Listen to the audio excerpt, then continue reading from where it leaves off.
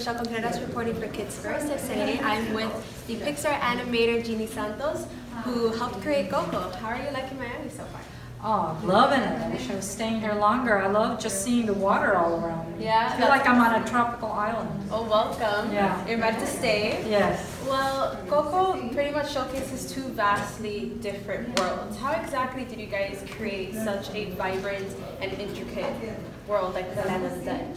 I mean, it was all, you know, sometimes the best thing about something people have never seen is you could just pull from your imagination. And when Lee created the film, they knew they wanted something very different from the living world.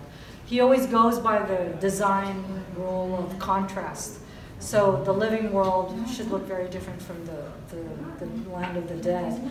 And a lot of it, I think, was just designs, and Harley Jessup was our creative director. You know, I think they just drew from the designs of kind of the folklore, the art of Mexico, and then tried to come up with something from that. And you know, in the film, as you see the snippets that you got to see, in the Land of the Dead, it's predominantly dark. So there's no sun. But even though it's dark, it's like there's all these beautiful colors. It's like the canvas is just black, but it's different compared to the living. Right, and Mexico is super colorful. Yes. So I love that you guys didn't miss out on that. You definitely took advantage of all the color, and it really pops out in the Land of the Dead. That's right.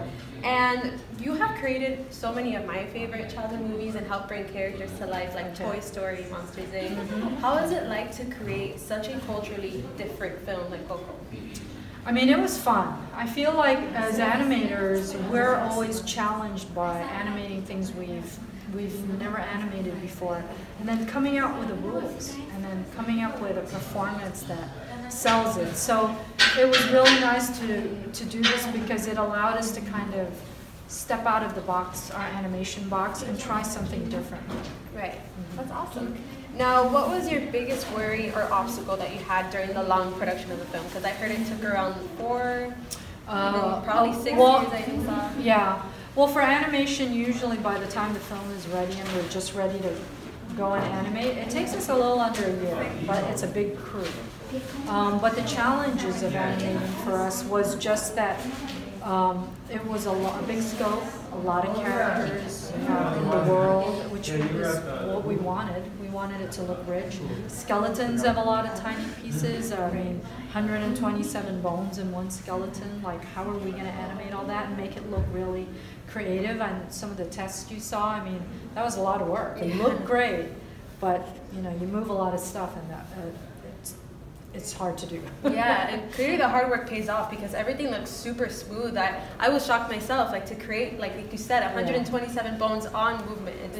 It's phenomenal. Yeah. And lastly, what is the overall message that you want viewers to take away from this film? To just kind of stop and appreciate your family.